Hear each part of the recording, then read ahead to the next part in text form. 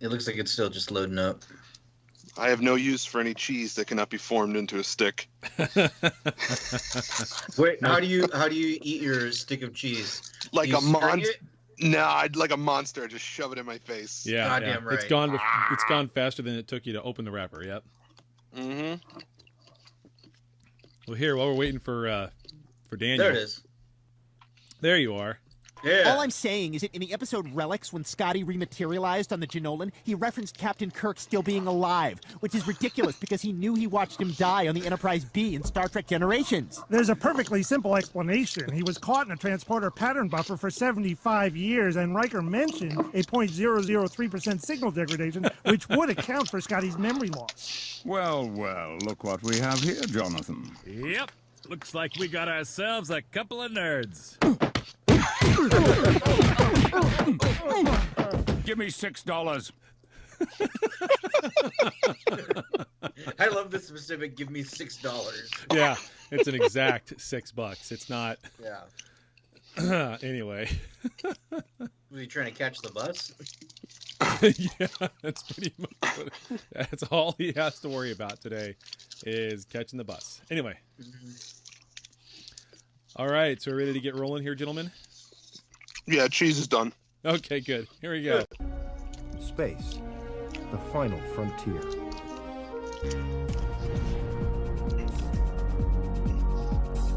Sir, the Federation does have enemies. We must seek them out. I like how Dan dances like Night at the There we go. Roxbury. You like how what? Dan dances like Night at the Roxbury. That's right. Yeah, every time. Yeah. That's one. Exactly. That's one of my 3 moves. What are the other 2? Oh, We can't show those on TrekCast. I'm saving those. Well, Is that one for of them. premium content. Yeah, that's premium. Actually, one of them has to do with this. This specifically, right here. Oh yeah. It's good. Okay.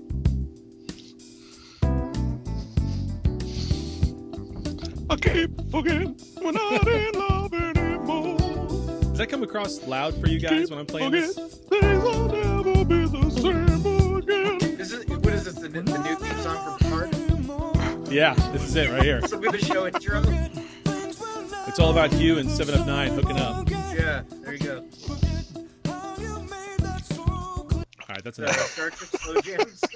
It's Star Trek Slow Jams. Yeah, that's the next show they're going to come out with. Sometimes I like to put that on a loop and just listen to it while I flip through the Men of TrekCast calendar. There you go. As you should. And just in case we haven't sexed Light up your the show bacon enough candle. this morning. Yeah, here you go.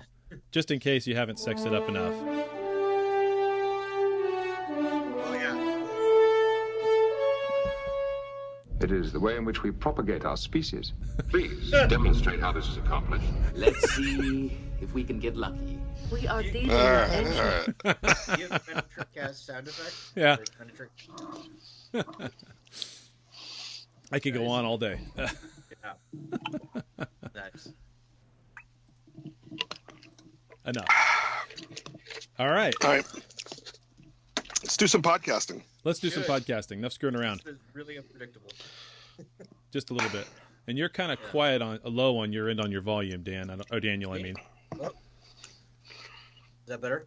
That's a little better, yeah. Okay. How do I sound? Because I'm wearing my mic a little higher. Because sometimes when I go back and listen to the show, I hear Darth Vader, and I wonder if that's me because my mic is like right up in my face. Yeah. So maybe you sound fine. This Yeah. last Alright, show, everything sounded great on the last show that we just did. So Okay. hopefully, Chad, you moved everything around. What happened? yeah. So things are. I thought you were broadcasting from the Salvation Army or something. Yeah. You got Star Trek blueprints. Well, when a everything is toolbox, said and a done, you're only lamp. going to see about that much, of our head right there, right? So I'm hoping we don't see all of that. But yeah, the studio is actually coming along pretty nicely. It's pretty clean. So anyway. Oh, sure. Yeah. It doesn't look like it, but it is. Yeah. In comparison, I guess, is the ad thing right there. So anyway. So just like Gotham, it's got to get worse before it gets better. That's correct. Yes, you have to burn it to the ground, make it ash, so you can rise a new Gotham up. There you go. All right, Daniel, did you have any news for us this time around? Or are we going to jump right into? I've got some. They're not the greatest, but we can just shoot through them. Yeah, shoot through them real quick. Let's do that. Here we go. Hold on. Whoa. Attention all hands. It's time for Star Trek news.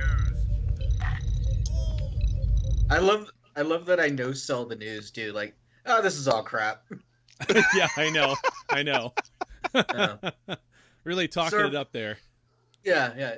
Pay attention to my musings of just crap. Yeah. And by the way, welcome to Trekcast, the universe's most unpredictable Star Trek podcast. I'm Chad. That's Bienvenido, Dan. amigos. We got Daniel getting ready to do the news. Okay, moving forward. Indeed. First news story comes from comicbook.com, and the headline reads, Star Trek Fleet Command adds armadas.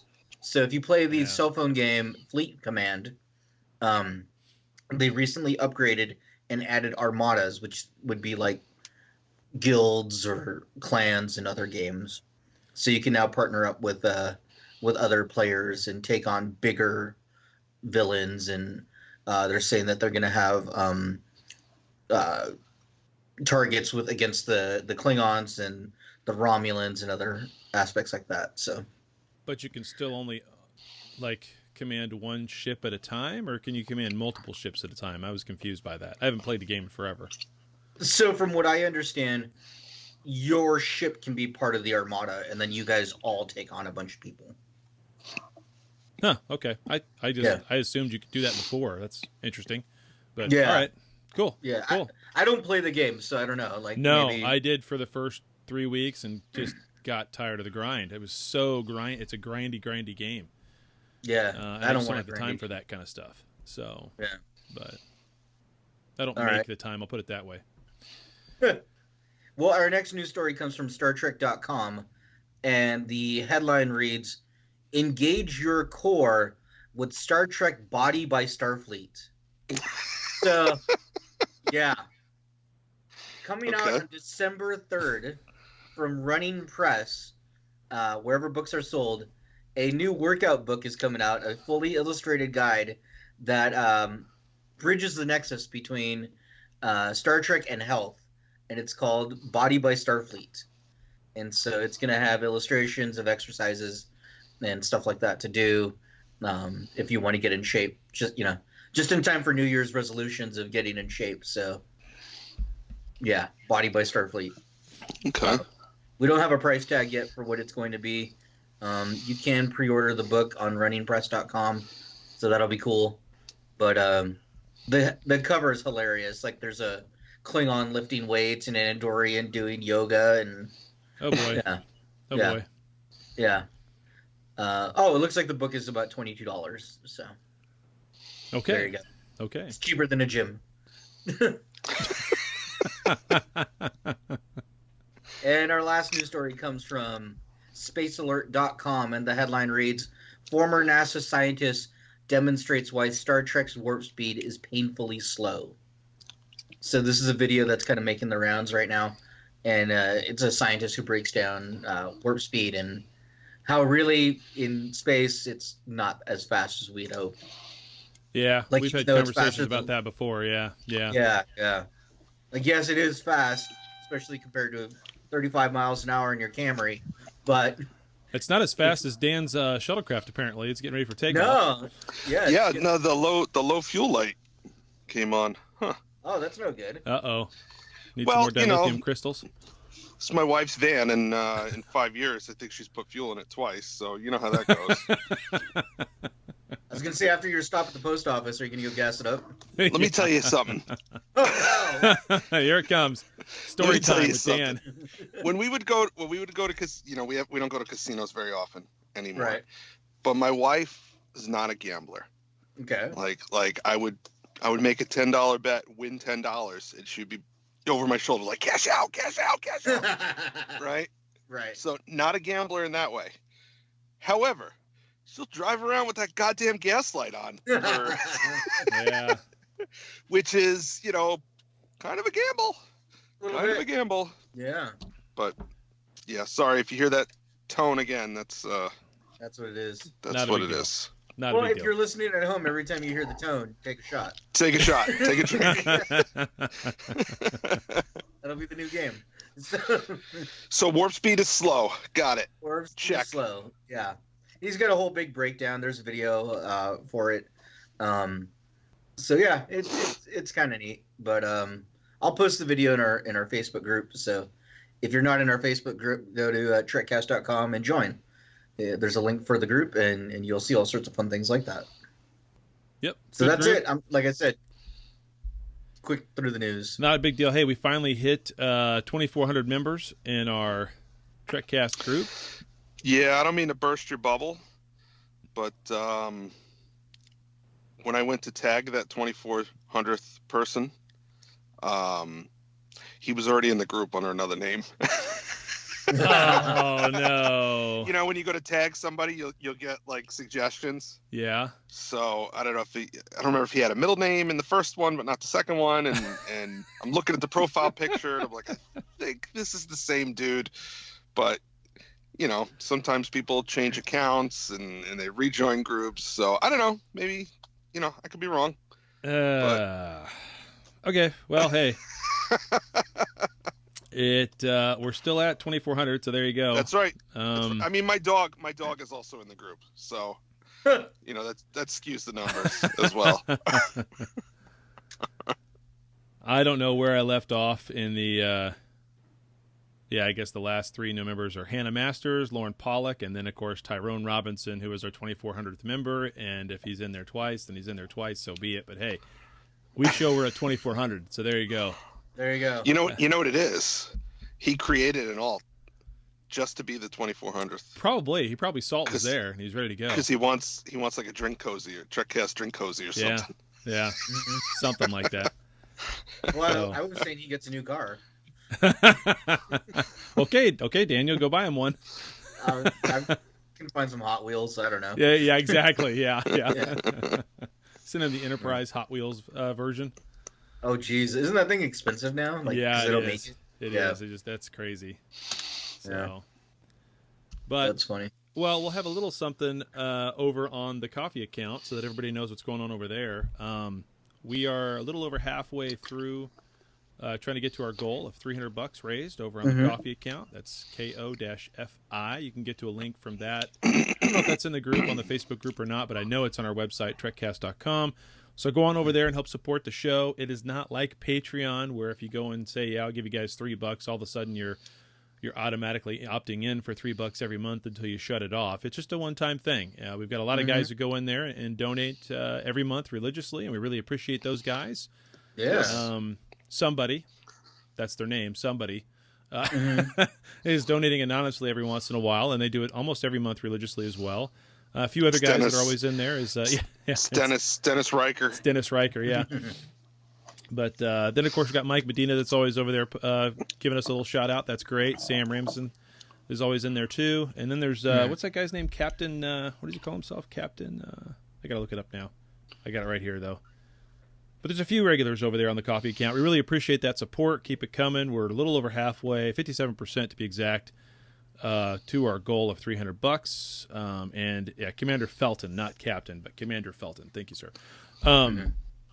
So, we had a little problem in the last couple of weeks with my rig set up here on the iMac, and we were delayed by a week in getting the show out, and then all of a sudden we got hit with we were ready for another show in the middle of last week, so we had two shows last week. Now we're recording this one here, and part of that problem is just, computers.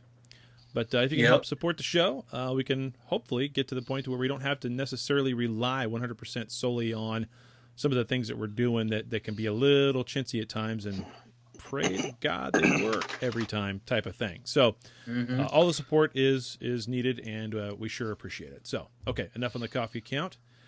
Obviously, you can follow us on TrekCastTNG on Instagram, and, of course, over on Twitter, TrekCastTNG.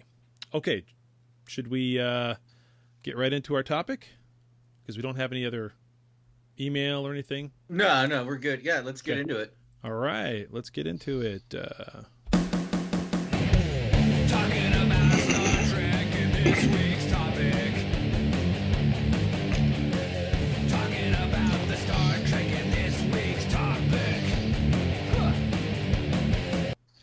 forgot I had an all-new opener that I put in here, and I forgot about it. I even have it highlighted on the soundboard.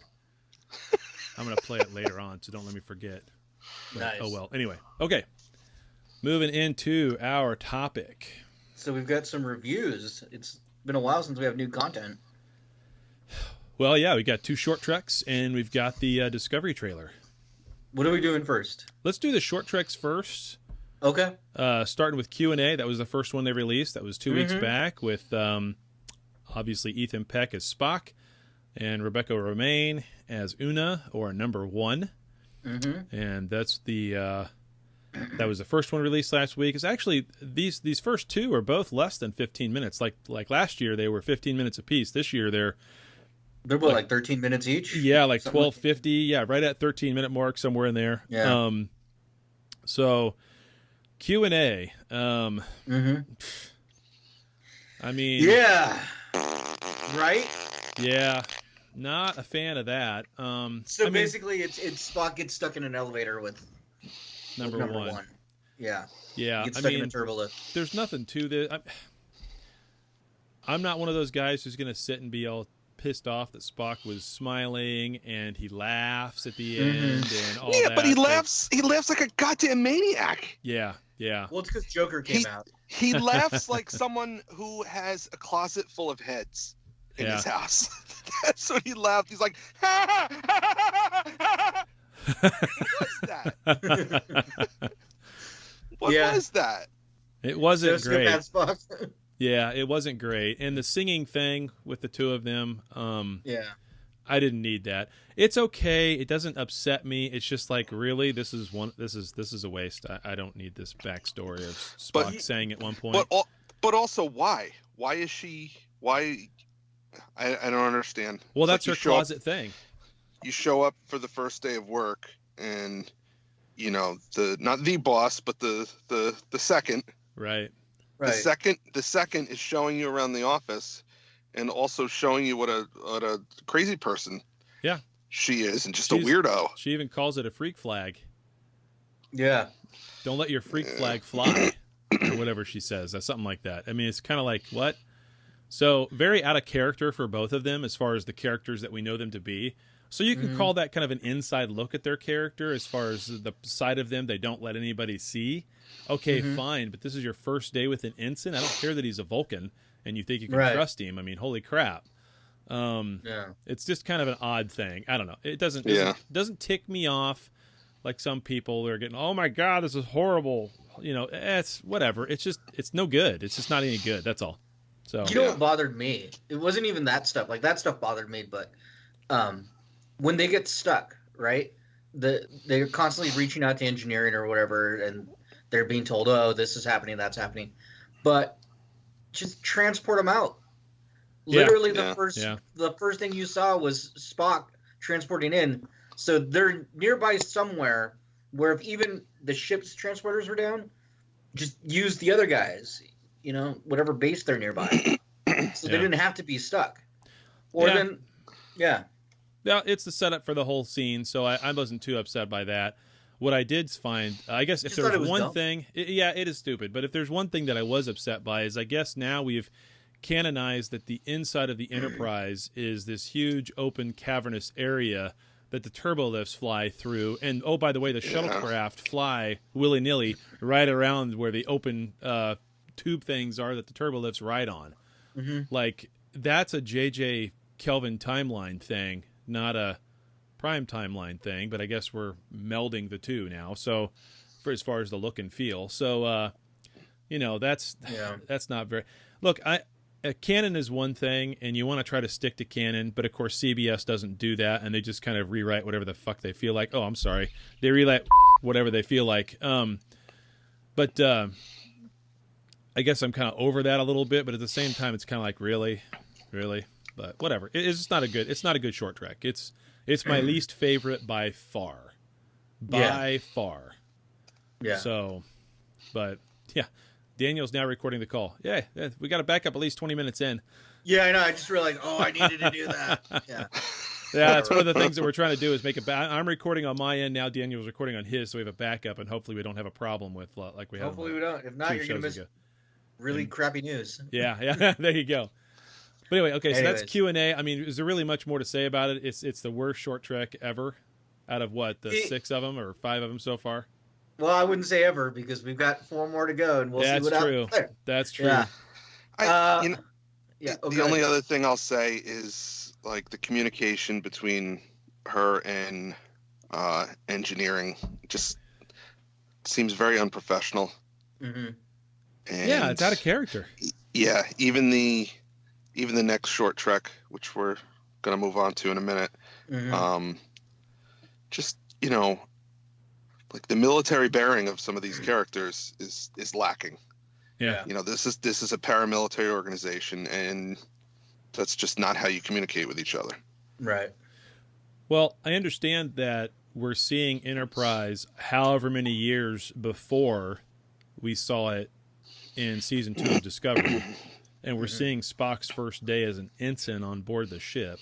So obviously we're seeing number 1 at a younger stage in her career, although Pike looks the same. So I don't know how far back they would go with Spock being an ensign. 5 years, 10 years? How long was he on the Enterprise before Discovery season 2, which was what, 4 or 5 years before Kirk? Oh, I don't know. I don't know what that time frame is. I'd have to sit and think about that and whatever. But it just doesn't. I don't think that number 1's character would be so changed or lax at that point. So, like I said, it's out of character. The whole thing's out of character. So yeah, it just felt odd. So all right. Anything else on that one before we move on to the triples? The one thing I thought was stupid too, or another thing, was so in the middle of the trek they talk about, we have to go look for the rappelling equipment to come down, and then when they finally come down, it's a grapple. It's like Batman style grapple thing. Like that's what they lost. That was kind of a funny scene with her coming up through the deal, just holding on with one. It was like a superhero shot. Yeah. With the sound and everything else. It was again, it's just the whole thing's clunky as hell. It's just weird. Yeah. So yeah. I almost felt awkward watching him sing. Like I had to look away a little bit. But anyway. Yeah. Yeah. But, now, what if they were singing Michael McDonald? Oh, now see, if they were singing Michael McDonald, then maybe it wouldn't have been so bad, right? Not so bad.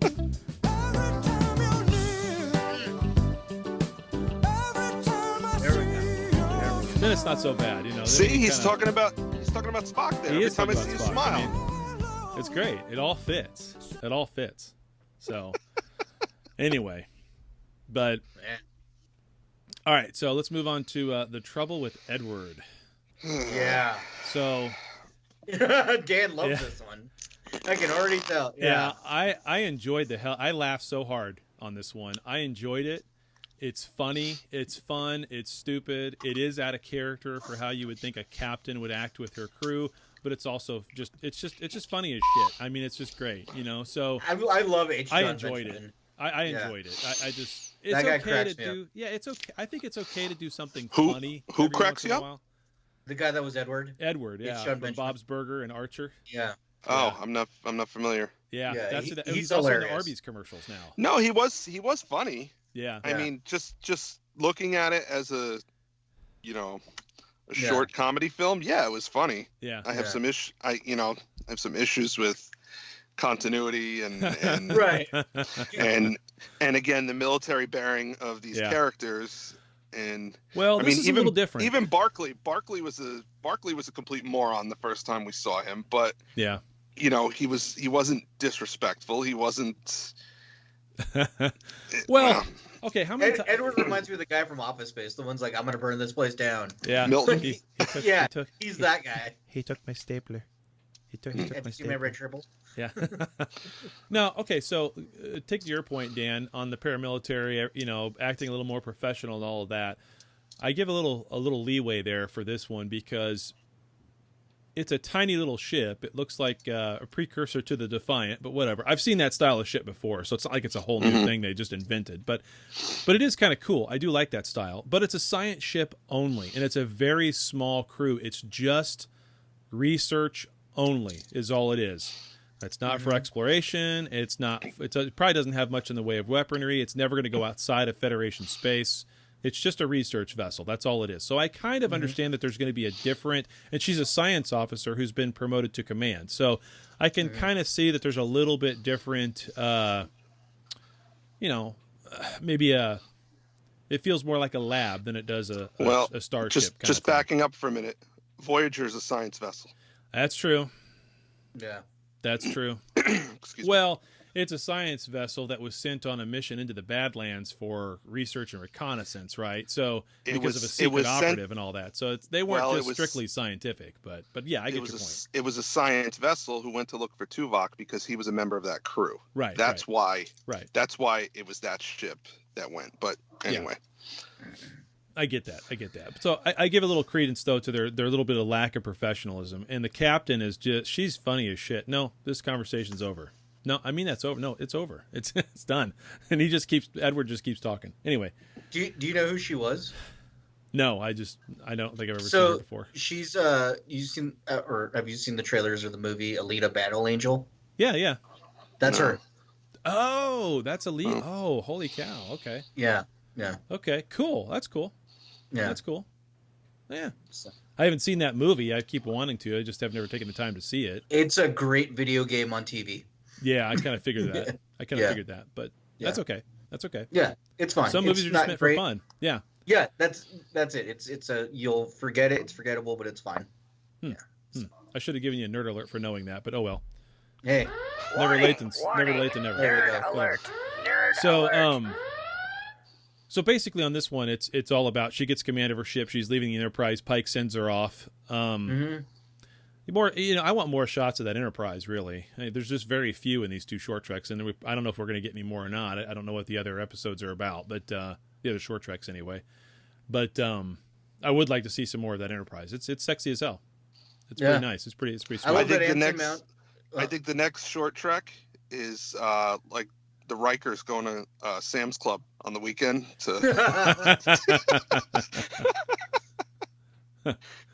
I'd watch that. They're going shopping for something, getting produce. The point I'm making is, so far all of these short treks have been, Discovery related. There's nothing that says that they have to be. We have a new show coming out that's set in the 25th century. They could very well surprise us and have a short trek with, Geordi and I don't know, his holographic wife. Who knows? Isn't two of these short treks going to be animated short treks? I remember they said that. Yeah. Someone gave me a list of the upcoming titles. Did you do that, Daniel? Yeah, I did. Okay, so I'm gonna look. But it doesn't say if they're animated or not. It just says the titles. Titles 2019. I'm gonna look it up real quick while we're talking here. Yeah. So, basically, this whole short trek with Edward is all about Tribbles, the origin story of the Tribbles, where they came from, and how they got into Klingon space, and all of that. Mm-hmm. And as it turns out, the scientist Edward does it as he basically doesn't follow orders. He's supposed to be studying. This is one of the things that kind of is very nitpicky, okay? Because if we're going to nitpick things, I'll just go ahead and nitpick it, and that's all right. The captain is in her ready room, conference room, whatever, going through what all the teams are doing, and she gets to Edward, and he's like, I don't have a team. It's just me. And he's trying to figure out a way to put some more food down on the planet for whoever the colony is or the other animals or whatever. I don't know if maybe the colonists are supposed to eat these Tribbles. I kind of missed that maybe, but at any rate, he there it is. There's my list. Okay, good. He gets assigned to climatology, weather patterns. He knows nothing about that. Why? I understand her point. We're all scientists here. We're supposed to kind of know what we're doing and be able to learn and figure it out. But it's kind of like, really, that's how you're gonna your first day there with your whole crew. You're gonna just totally like, nah, I don't like what you're doing, so I'm gonna put you over here as a janitor. I mean, that's about as bad as it is. He's got no business going and doing climatology. He's a biologist. I think it would have been better for them to say that this is the 23rd century and 100 years ago, human beings abandoned the idea of killing animals for sustenance, because that was established in Enterprise. When they're down on that planet and there's that group of aliens that are going hunting, and Malcolm wants to go with them, and, you know, he promises Archer, I won't shoot anything, I won't kill anything, because, you know, we don't do that. We don't do that. That's one issue. So she could have told him, no, you're not exploring this anymore because we don't do that. The other issue is he's basically tells her, yeah, I'm genetically modifying all of them. Well, didn't we establish a couple hundred years ago that that's a bad thing? You know, and then later on he admits that he introduced his own DNA, human DNA. This guy doesn't know what Starfleet regulations and rules are, basically. Yeah. So, you know, at the end, when she's being called onto the carpet, you would think, you know, it was terrible. Her only defense is she's an idiot. Lost her ship. Yeah. She lost her ship, which is like the worst thing that could happen to you as the commander of a ship, is to lose the ship to a bunch of puppies. Within 2 weeks. Yeah.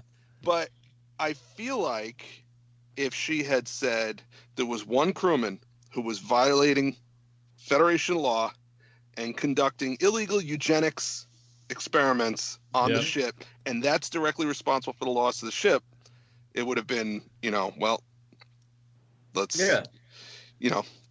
instead let's try this guy. Let's put him on trial. He's dead, so you can't. So, but it's what's funny is instead of saying that, she's just like, well, he's an idiot. That's it. Yeah. That's her whole defense. He's an idiot, which is fun. I think the whole thing was funny. I laughed. It's okay. But that point when they're talking about, well, do these things have intelligence? And he's like, well, I could give them all brain damage. So there's that moral. We're through that moral. It's like, what the fuck? It's like, this guy is so far out there. I laughed so hard. I was like, oh, man. So, and then he's just walking around the ship in his underwear. What's that all? Yeah, that was great. He's standing in the corner and he's got whitey tighties on. Was it though? Yeah, I don't. It looked like it. Was it though? It looked like it. He's auditioning for the calendar. No, I mean, was it great? Yeah, it was hysterical. I mean, you know, he's just a total eccentric scientist. He's got no clue what the hell he's doing half the time because he's stuck in his own head. It's funny. I enjoyed it. I thought it was hysterical. Every once in a while, I mean, if you're gonna make these little short treks, and you're gonna be complete throwaway, 13-minute things that don't really impact anything. They don't really matter. Sure, it establishes canon for where the Tribbles came from, but so the hell what? We already kind of knew what was going on with the Tribbles, and you didn't have to have the detail, but now it's there. It's great. Fine, whatever. It's hysterical. It's just funny. You can have fun with these things and throw it away and not care about it. Speaking of which, at the end of this whole thing, I missed it. Yeah, the post-credits scene. Commercial? I totally missed that. Never saw the commercial. Oh, I didn't. What was that? It's a commercial where it looks like a captain, because they're wearing the gold uniform, is selling boxes of Tribble cereal, and the boxes of Tribble cereal duplicates or replicates itself. Just meant as a joke, but it's just. I found the commercial, and like when she pours it out, it never stops pouring. Yeah, it just keeps going. It just keeps going and going. Yeah, it never stops. Yeah. They even see in the commercial, like, there's a prize at the bottom of every box, but you'll never get to the bottom of the box. Right. And then there's a caption that says the Federation does not approve this series. Yeah. I mean, it was a complete tongue-in-cheek episode, and they made this little post. It's hysterical. You got to go back and watch that. It's hysterical. So it's a complete tongue-in-cheek thing, you know. I enjoyed Star Trek Gremlins. Yeah, that's pretty. Yeah. That is what it was. It totally was. What it was. Totally was. Yeah. So. It was fun. Yeah. I did enjoy seeing the Tribble actually pooping other Tribbles before our eyes. Yeah. Bloop, bloop. That was pretty good. So, I mean, overall, I enjoyed it. It's fine. I'm kind of learning to let go a little bit with CBS and their shenanigans, but it's going to give you an aneurysm if you don't. Exactly. So, no, I'm just enjoying it. It's fun. Hey, it's new Trek. Awesome. Wonderful. Cool. I want to see more. Actually, you know what I'd like to see? I'd like to see another one of those with that same captain and that crew, minus Edward, but 2 weeks in, she loses that ship as well. I just want to see a series of 12, 13-minute treks where every time she gets a new command, somehow she freaking loses the ship. Okay, here's what if we're gonna just throw shit at the wall and yeah, yeah, exactly.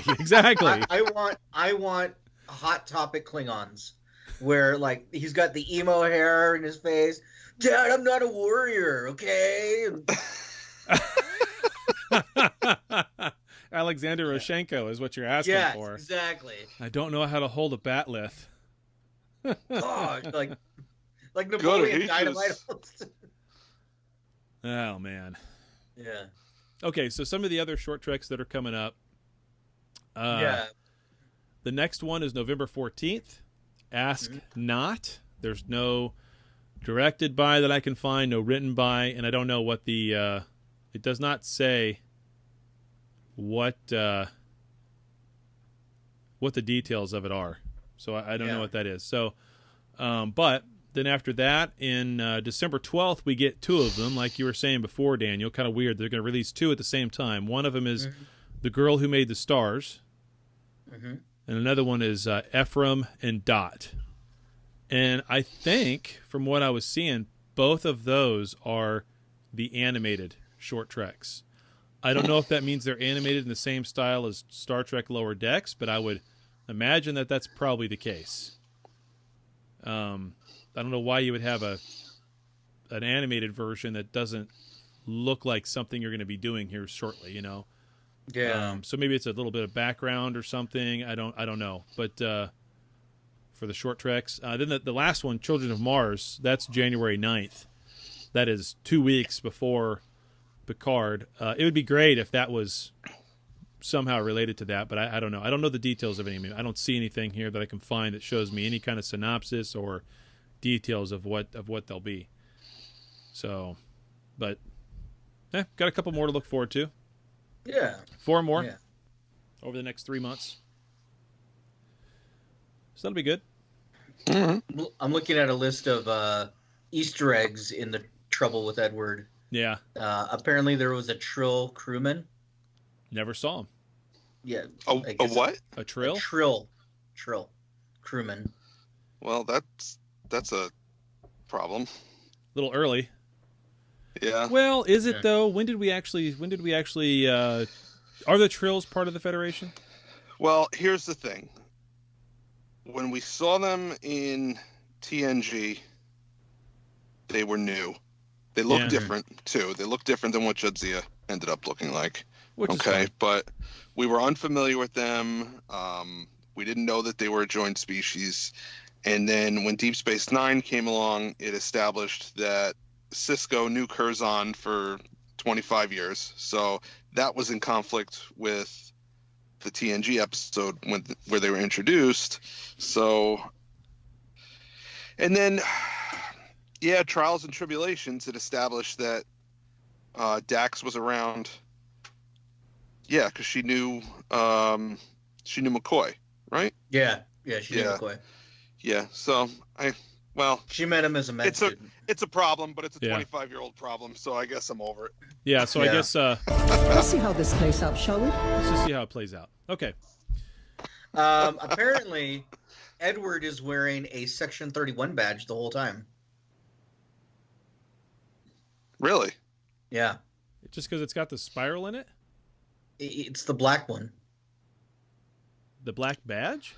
He was wearing a black garb when he was in his lab. So I noticed that and thought, that's weird. It's like a black leathery I'm looking at an image vest of him right now where he's at his little workbench and he's wearing the Section 31 badge. Are you sure it's not just a silver badge that's... I mean, it could be lighting. I'm saying it's reflective. That'd be stupid for him to suddenly have a Section 31 badge on and no one knows. I mean, this is from Den of Geeks. This is what they're saying is the Easter eggs. Oh. Yeah. Okay. Yeah. So. Yeah. I don't know. Whatever. There's a few other ones, but those were the big ones that were on here. Go ahead. What else you got? That's it. Then we've got the Picard or the Disco trailer. No. What are the other list of you said there were Easter eggs? Other There's Easter a few eggs. other little ones. What are some of the other little ones? Oh, it was just like one was like the timing of because the girl that goes to become the new captain of the Cabot, she was a science officer with Pike. Yeah. So they're saying that was the science officer before Spock. So when Spock's coming on, he's the new replacement for her, and that's why she was able to go over. Mm. Yeah, stuff like that. Yeah, that's weird. A question for you. Yeah. So I finished reading the Enterprise War book. Yeah. Which establishes what was going on with the Enterprise during the Klingon War and why they never showed up. Mm-hmm. Which actually, for a 300 and some odd page book, never actually explains why, but that's okay. There's a character, though, in that book who's a science officer, Conley. Isn't Conley the guy who dies in like the first 10 minutes in Discovery when they're all in those rotating, flashy, spinny pod things going through the asteroid belt? Isn't that the one guy who dies? Oh, man, I don't remember his name. I don't remember his name. I'm pretty sure it was either Connor or Conley, though. I got to go back and I didn't know if that'd stick in your head or not. But anyway, so I have to go back and look at that, because if it is, then this book spends an awful lot of time building that character up just so he can die in 10 seconds on Discovery. And it's kind of comical, actually, if they did that. So anyway, just a thought that I had. All right. Okay, so let's move into the Discovery Season 3 trailer. It's only 1 minute and 10 seconds long, so it's pretty short. I could play some of the audio of this. I don't know if I would necessarily get in trouble for having the entire audio playing in the background, but I'm going to hit play right here. In the first opening scene, we see Burnham is crawling out of black dirt. She's buried, basically, in gravel, black gravel. And she's still in her suit from the end of Season 2. So the way that this trailer goes and plays out, it seems to me like when she jumped and the ship jumped, they didn't end up in the same place. Like, she's not with the ship. Well, she wasn't on the ship when it jumped, right? Wasn't she kind of... Yeah, didn't she go through it first and the ship followed her through? Yeah. Right. But somehow they don't wind up in the same place. This whole trailer establishes the fact that they are not in the same place. It's a Star Trek 09. Yeah, I was going to say, when Spock went through, he years ahead of Nero. Yeah. Yeah, maybe that's what it is. She got there at one time, and they show up later. Right. Maybe, but I don't know. Anyway, she's got a badge. She's got the little kit with her phaser in it. Then somehow she gets a shuttlecraft. Now, when she went through, was she going through in the shuttlecraft in her suit, or was she just out? She was just out in space, wasn't she? Yeah, she was just out in space. Okay, so where does she get the shuttlecraft from then? Because there's a little quick montage of Sonequa Martin Green and her 3 hairstyles. Yeah. Maybe she is on Discovery further in the future. The Discovery that we saw in last year's short track. Well, listen to what they say here real quick.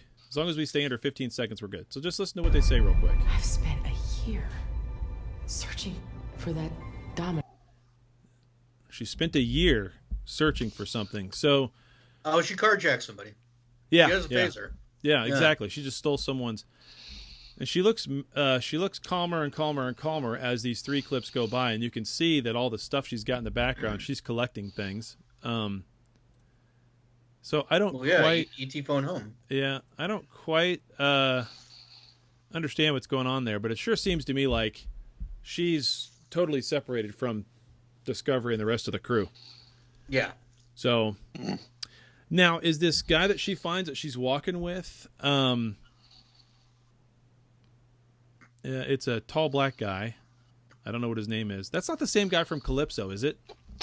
I did a little IMDb right before the show trying to establish that, and I couldn't establish it that way. No, it's that new guy that they hired. He plays Booker or something like that. Like, that's the character name? Huh. Yeah. But that's not the guy from Calypso. Okay, that's fine. And what's with these new round sonic weapon things? Like, everybody has them. They're not phasers. They're just like a wave emanator weapon. What is with what? Well, that's your future tech. I mean, it's almost 1,000 years in the future. Yeah. Really? So 1,000 years in the future, we just have these things that push things around. You know what it is? It's they saw Iron Man, and they said, we need to do some of that. It reminds me of the sonic weapons from Dune. Like, do they have to say Muad'Dib before they fire the thing? It's so that when they start franchising this and, you know, making the toys for the kiddies, they have phasers, and now they got hand cannons. Merchandising. Yeah. That's what it is. That seems kind of, I don't know what that is. Here, then we got this part here that I love. Ghosts. What does that mean? Not bad. Here we go. I'll play this. What does that Dang mean? it. Dang it. Here it is. We believe in ghosts. What does that mean? That badge on your shirt. Yeah, so obviously he recognizes what the badge is. It's the Federation, Starfleet. But they're not around. Yeah. We kind of figured that's how they were going to do this, but they're establishing it pretty hot and heavy that the Federation is not what it used to be. It's just not there. Not in the shape or form that you would expect it to be.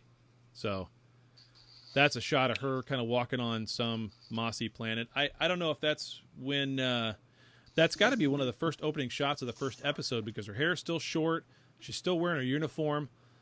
And in the previous little montage where she's in a shuttlecraft, she's not wearing her uniform anymore, and her hair is getting longer and longer and longer in different styles, too. So this has got to be... She must meet this Booker character right off the bat. That's my thought frame there, but... And at some point, they stay up all night, they pop popcorn, and he braids her hair. Yeah, something. Something. Then we see Saru and Tilly doing something in black garb, so they're obviously trying to be incognito. Maybe they've figured out real fast that the Federation isn't around or isn't what it used to be. And how far out are they when they jump? They're pretty far out from Federation space to begin with, aren't they? Yeah, I mean, well, I don't think we get an exact distance, but... Weren't they supposed to be somewhere near the planet that had the colonists on it in season 2? Weren't they supposed to be somewhere near that as their final jump or whatever? Oh yeah, wasn't that in the Beta Quadrant? Yeah. Yeah. So they're pretty far out. That's kind of what I recall, but anyway, I could be wrong. Then we see the shots where Booker and Sonequa Martin Green, which apparently Burnham, of course, has to be the savior of everything again. We already knew this. We already know Michael's going to be the pivotal character who saves everything. So, it's Chet's favorite. Yeah, so right off the bat, maybe this happens in episode 1 or 2, but right off the bat, she finds Booker from wherever she crashed, teams up with him. He takes her to the only place that there is still any kind of Federation or any kind of Federation Council, because the next scene, right at the 28-second mark, you see the flag coming down inside some well-lit room with one guy who says he's been waiting for her the whole time. So, the prophecy has spoken, the chosen one has arrived, and everything will be set straight again now that Michael Burnham is here to save the universe. Thrice. She's gonna bring balance to the Force. She's gonna bring balance to the Force.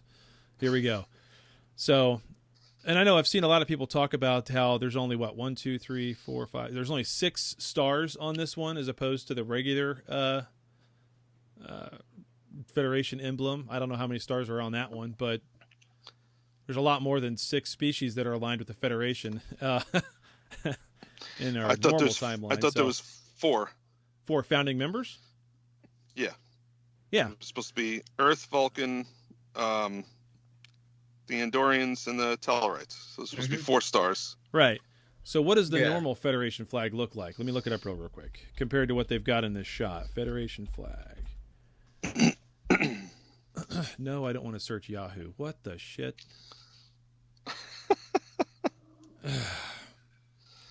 Well, it's got 3 major stars and a whole bunch of small dots around it.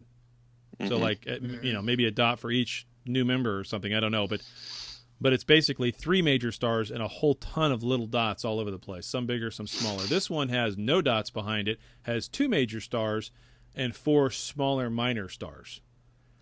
So what does that mean? No clue. Could mean absolutely nothing. Maybe it just means that there's really only 2 members of the whole damn thing at this point. Is Earth even around? Is Earth been destroyed? Who knows? But yeah, this is the great scene here where we get.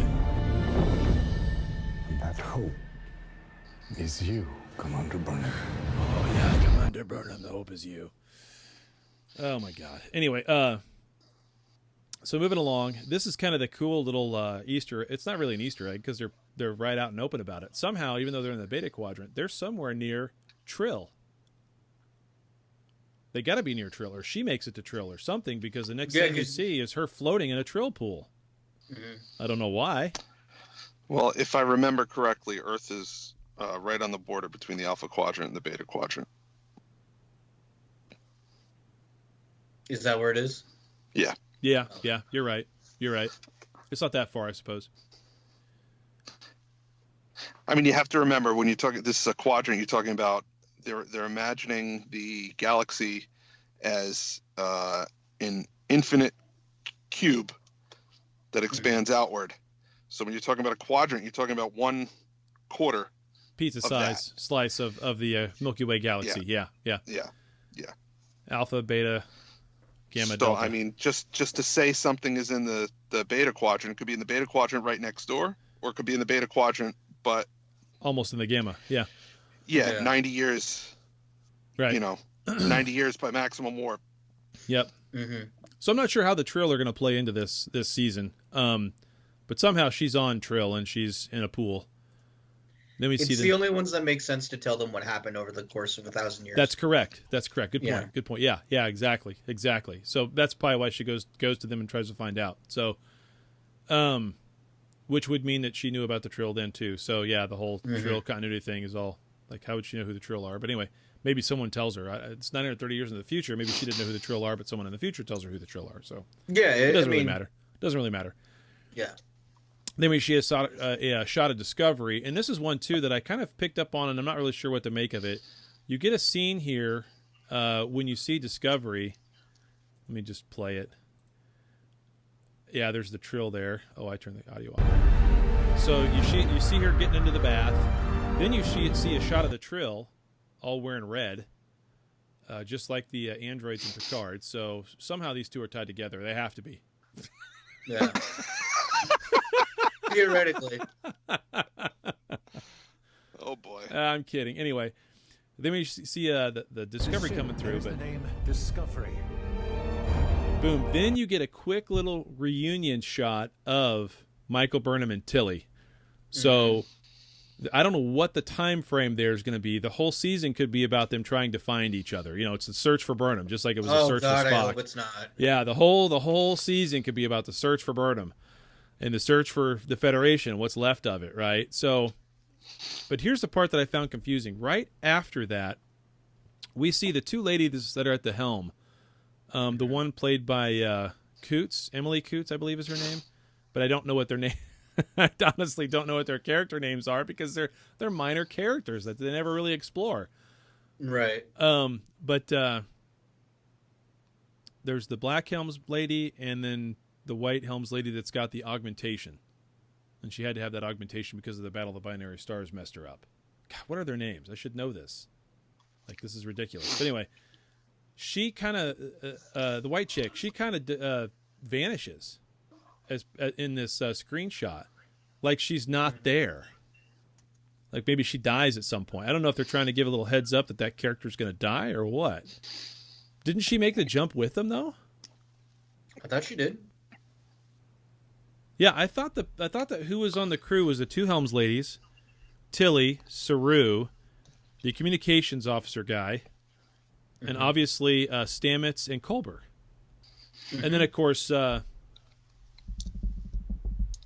Philippa Giorgio from the Mirror Universe, Empress Giorgio, is with him as well.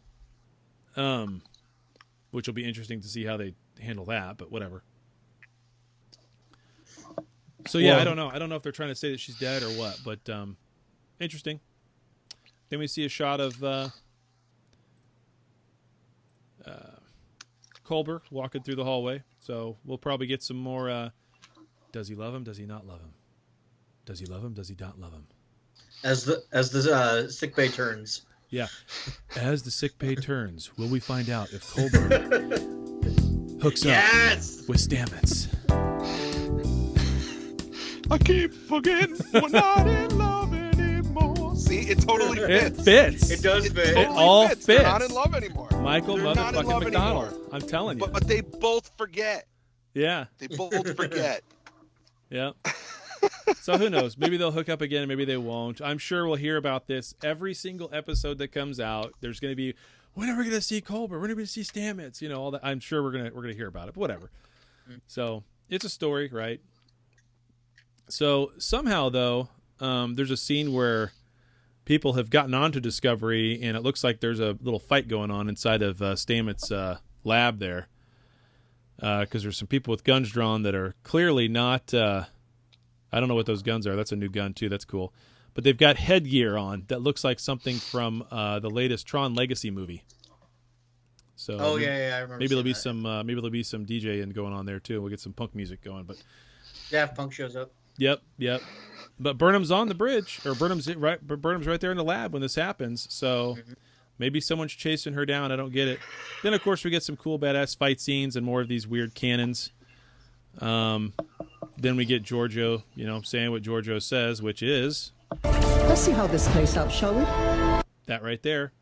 But I really wish I'd just see more of this. Is that how you treat your long-lost captain?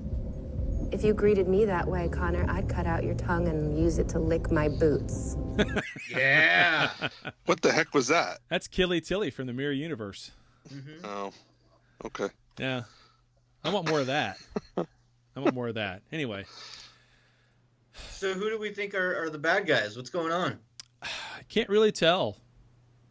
I think Michael Burnham's the bad guy, and she's trying to destroy the Federation rebuilding itself, because that's what she does, is screw everything up. That's my take. I really want Saru's people to be the bad guys, but they've just become like the locusts of the planets. Yeah. I don't know.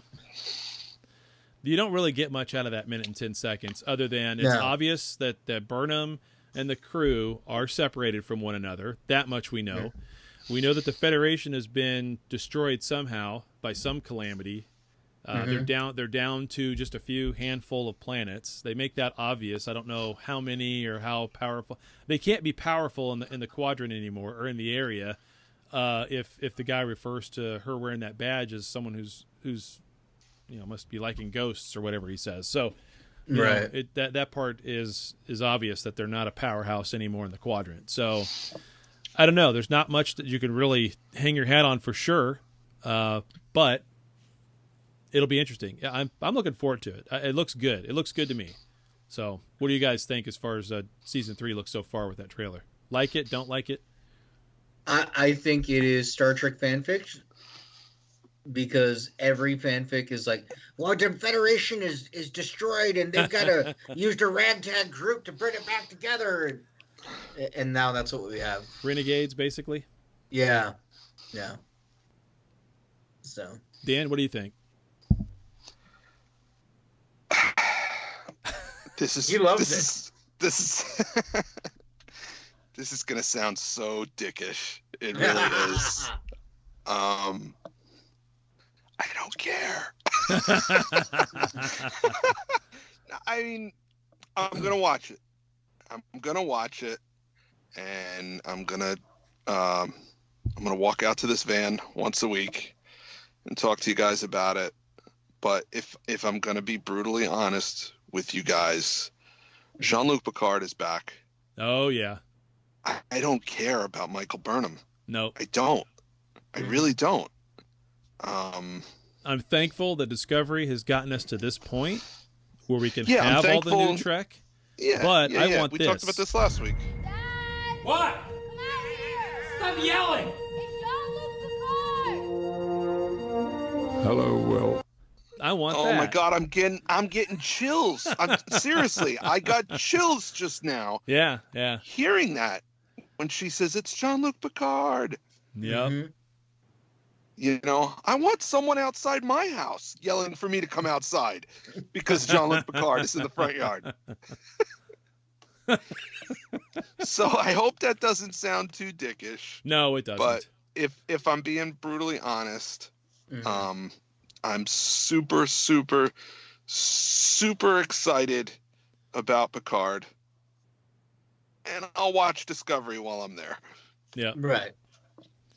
Well, we're going to get Picard first, January 23rd, which is great. I'm just stoked for that. That can't come soon enough.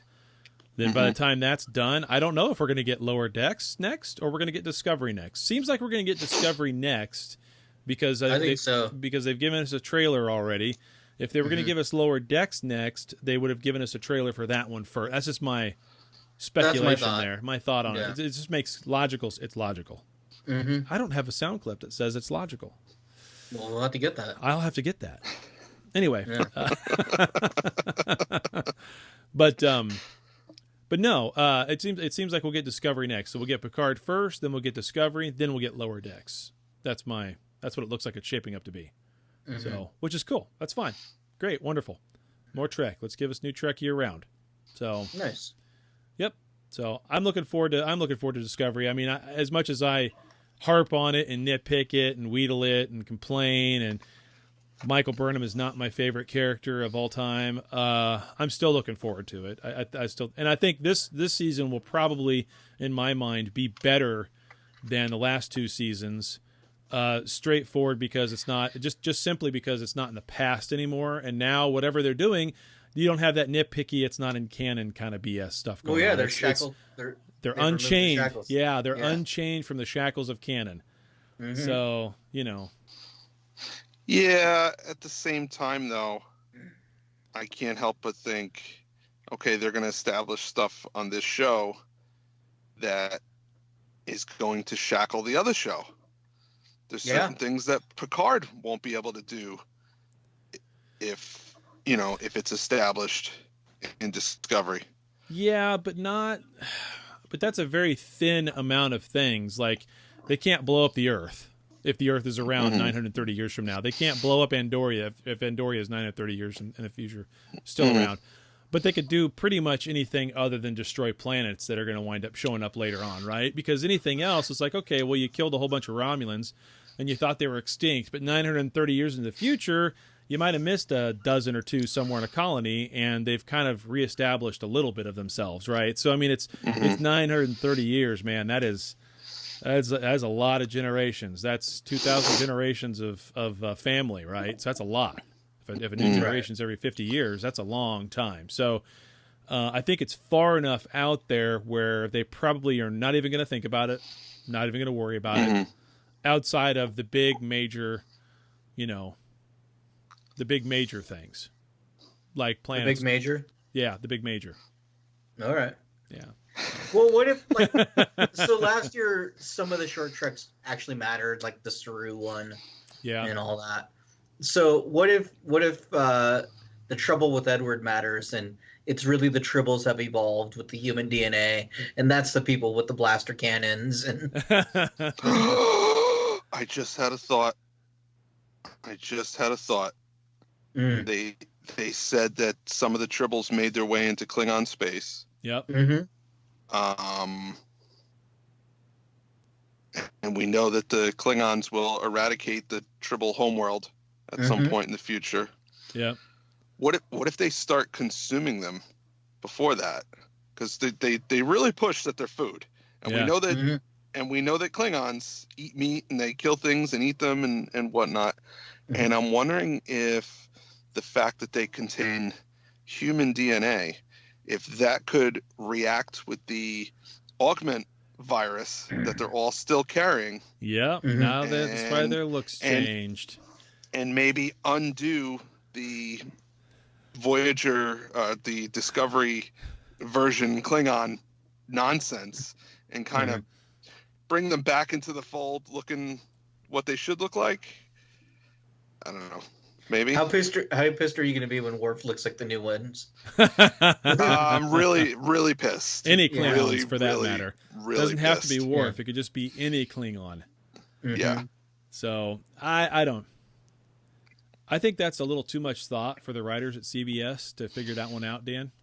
I really do. I mean, no offense to the writers at CBS, but I honestly don't think they're thinking that hard about how to fit things into canon or how to. I think they're thinking hard about their stories, and how to like season 1. They did a fantastic job about, as we're watching it, that whole what the hell's going on, who is who, and why is Lorca so out of character for a Starfleet captain. I mean, they did a great job with a little layer of mystery throughout season 1. Trying to watch it again, as I've said, is a little tough, but it's not so bad. But I mean, it's tough because you're taking that whole layer out, and that was a big part of it, right? So. Season 2, they did a good job of weaving in little tidbits of things. It's like they woke up and said, oh, this show exists before all the other Star Treks outside of Enterprise. We probably ought to have some references in here. So they sprinkled a few in, right? And so, outside of that, I don't think they're thinking too hard about it. And I think for Season 3, as we've said several times, they're not going to try to tie anything in there. And, of course, with Picard, it's 25 years into the future or whatever. It's 20 years into the future from... Nemesis, and I think they're just going to grow off of where they left off there and not worry about where Discovery ties in behind it. I don't think they're going to care. So it'll be interesting to see what that means in terms of the Klingons when you do, because if they could take the whole first season of Picard and you never see a single Klingon. Yeah. I mean, they absolutely could. It wouldn't be a big deal. I think that's probably why they haven't lined up Dorn for a cameo, because they just haven't figured out how to address that. Yeah, maybe. Maybe. Well, if they're listening to this show, Dan, you just gave them an idea. Yep. So eat some tribbles. It kind of makes sense. There's nothing far-fetched about that with everything else they've done. So, right? No big deal. Yeah. What do you think a tribble tastes like? Chicken. Ooh. Yeah, probably tastes like chicken. I'm going to guess pork, because cannibals have said that pork is the closest to human taste. And if they got human DNA. Oh, you're banking on that human yeah. Mm. How would you prepare your tribble? Buffalo style. Oh. That's a quick answer. Yeah. You know what? You know why? Why? Because everything is better buffalo style. That is true. That is very true. I'd make mine like orange chicken with a side of rice. Ooh, that's nice. That's what I would do. Tribble spring rolls. There you go. Yeah. Chili. Tribble chili. Chili con tribble. Yeah. Yep. We should come up with a whole bunch of recipes and post Tater those up tribbles? on. Yeah. I like it. That's funny. Like it. All right. I would make jerky. Tribble jerky. Ah. Tribble jerky. That would be good. Yep. With some Hawaiian soy sauce. When you make beef jerky, if you make it with Hawaiian soy sauce, you'll never go back. That's the best way to do it. The only problem is the only way to get true Hawaiian soy sauce is to have a can of it, which is like a 2-gallon can almost, shipped to you from Hawaii. That's the way to do it. Have people tell us how they would prepare their tribble. Yeah. Isn't soy sauce just pretty much salt water? Yeah, kind of. Yeah. Just... Yeah. Well, any liquid that we drink or cook with or whatever else is 90% water. Tea, Coke, coffee, bay, soy sauce. I mean, it's all mostly water. So. Did you say bay? Yeah. Those bay drinks? I don't know. I was just thinking about drinks I get at Quick Trip when I'm on the road. Okay. B-A-I, isn't that how you pronounce it? Bay or buy or whatever the hell they are. I don't know. Every time you say bay, I think of my buddy Eric, who years ago, that's what he called his girlfriend over. That's hey, what I was thinking. Bay. Yeah. I mean, like overly. Yeah. That's B-A-E, but sure. You know what that stands for? No. Before everyone else. Oh. That's what the term came from. Before what? Everyone else? Then it's... Yeah. That's B. Yeah, it's B-E-E. I know, but it's... They're well, idiots. That's the new thing, millennial Visco girl spelling for you there, I guess. Anyway. Yeah, exactly. That's another sound clip I need is some disco girl going. Mm-hmm. Speaking of millennial, you guys saw my Halloween costume, right? I did. That was awesome. I did. It's good. It's good. I thought about putting that up in a man bun. But, you should have. Yes. Yes. You definitely should have. That would have been great. All right. Do we have anything else? It feels like we're about done there. Yeah, it feels like it. Nothing else in Discovery's trailer? Nothing else. Yeah. All right. No, I didn't. Picard. Woo! Yep. Sorry. All right. So here's that opener clip if you want to hear it, and then we can kind of sign off after that. Okay. All right. It was supposed to be the opener. Space, a final frontier. These are the voyages of the starship Enterprise. Its 5-year mission: to explore strange new worlds, to seek out new life and new civilization, to boldly go where no man has gone before.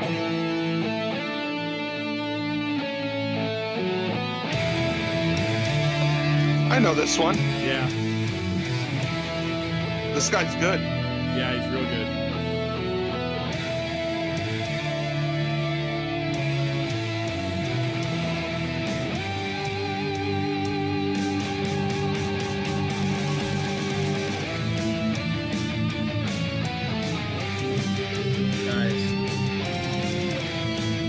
You know, the funny thing about this, I can stop it if you want. Yes, no. Yeah, it's pretty long. Yeah, it's pretty no, long. I don't go the whole way. I cut it off here. Right about okay, yeah, now, it's start cut to it fade off. out. I don't play the whole thing. I start to let it fade out when it gets to that part. Yeah, okay. Yeah. So, Daniel, I don't know if you remember, but I actually sent you that clip like 3 years ago when we first started talking about this whole endeavor. That's probably when I was still getting out of the hospital and all that. So, like, no. Yeah. There was a lot of drugs back then, and a lot of like, what? So. Yeah, if you go on YouTube, that guy has a channel, and Yeah, he does heavy metal versions of. I think he's done all the Star Treks. Oh, right on. But, I think he does recently other shows passed and away. stuff. What? I think he recently passed away. When I was going through looking for that and looking at those channels, there's a post on there about, and I didn't, the way it read, he has passed away. Oh, that sucks. Well, that sucks. Yeah, shitty way to end Way the to bring it episode. down. Sorry.